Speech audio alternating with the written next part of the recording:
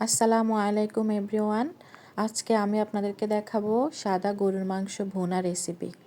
আমি 1 কেজি গরুর মাংসের রেসিপি করব। আপনারা চাইলে এটা খাসির মাংস দিয়েও করতে পারবেন।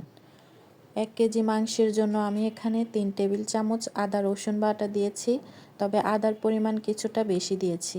দিয়ে দিলাম কিছু বাদাম কুচি বাড়তি স্বাদের জন্য, আপনারা এটাকে বেটে ব্যবহার করতে পারবেন। দিলাম 1 চা চামচ জিরার গুঁড়ো, 1 চা চামচ ধনিয়ার গুঁড়ো ও 1 চা চামচের বেশি কাঁচামরিচ বাটা।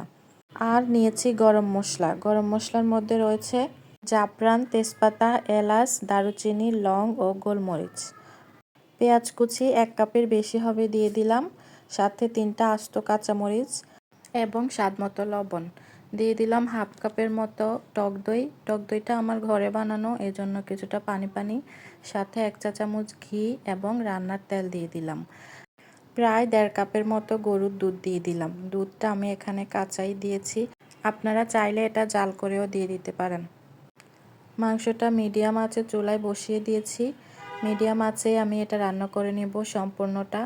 এই যে আস্তে আস্তে মাংসটা হচ্ছে, এভাবে আমি কয়েকবার ঢাকনাটা তুলে নেড়ে চেড়ে দিব।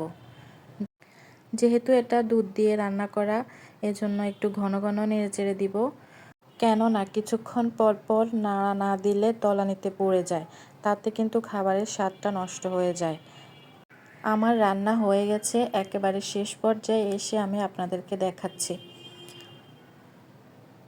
এই যে মাংসের কালারটাও অনেকটাই পরিবর্তন হয়েছে, যেহেতু আমি মাংসটা ভালোভাবে কষিয়ে রান্না করেছি, এজন্য কালারটাও সুন্দর আসছে। আমি আপনাদেরকে মাংস উঠিয়ে দেখাই, তাহলে আপনারা বুঝতে পারবেন এটা আসলে কেমন হয়েছে।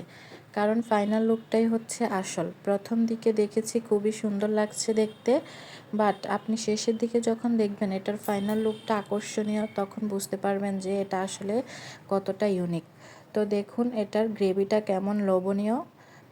খাবারটা আসলে দেখতে যেমন লোভনীয়, খেতেও তেমন মজার ছিল।